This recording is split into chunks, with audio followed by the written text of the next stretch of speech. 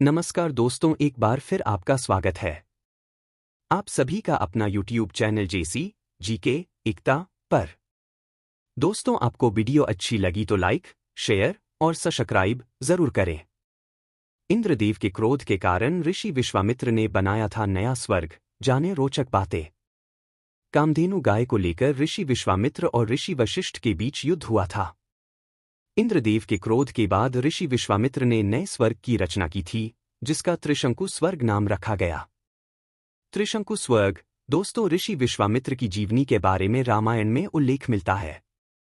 ऋषि विश्वामित्र जन्म से क्षत्रिय और कर्म से ब्राह्मण थे। कार्तिक महीने की शुक्ल पक्ष तृतीया को ऋषि विश्वामित्र जयंती मनाई जाती है। पौराणिक ग्रंथों के अनुसार ऋषि विश्वामित्र कुश वंश के राजा गाधी के पुत्र थे। ऋषि विश्वामित्र का नाम राजा कौशिक था। एक बार राजा कौशिक जंगल में शिकार करने गए और मुनि वशिष्ठ से मिले।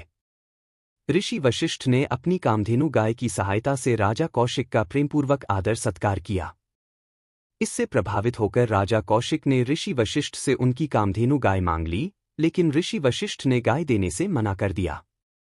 दोस्तों, युद्ध तक पहुंची बात गाय देने से इनकार करने के बाद राजा कौशिक ने ऋषि वशिष्ठ से युद्ध किया, लेकिन हार गए। इससे राजा कौशिक को ये समझ आ गया कि ऋषि वशिष्ठ का तपोबल और दिव्य ज्ञान राजा के सैनिक और उनके अस्त्र शस्त्र के बल से अधिक है। इसके बाद राजा कौशिक ने ब्रह्मचर्य धर्म का पालन किया। राजा कौशिक ने भगवान शिव की कठोर तपस्या की। दोस्तों, शिवजी राजा की तपस्या से प्रसन्न हुए और उनको कई सारे दिव्य अस्त्र वरदान दे दिए। इसके बाद राजा कौशिक पुनः युद्ध करने के लिए पहुंच गए, परंतु महर्षि वशिष्ठ ने ब्रह्मास्त्र का प्रयोग किया। इससे सृष्टि पर संकट पैदा हो गया।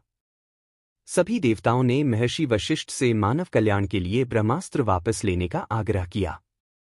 तब वशिष्ठ का क्रोध शांत हुआ।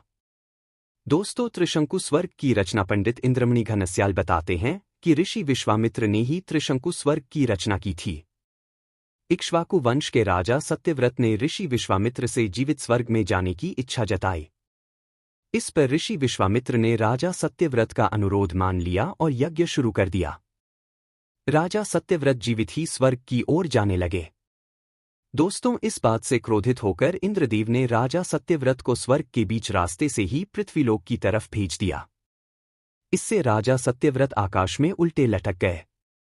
इससे ऋषि विश्वामित्र क्रोधित हो गए।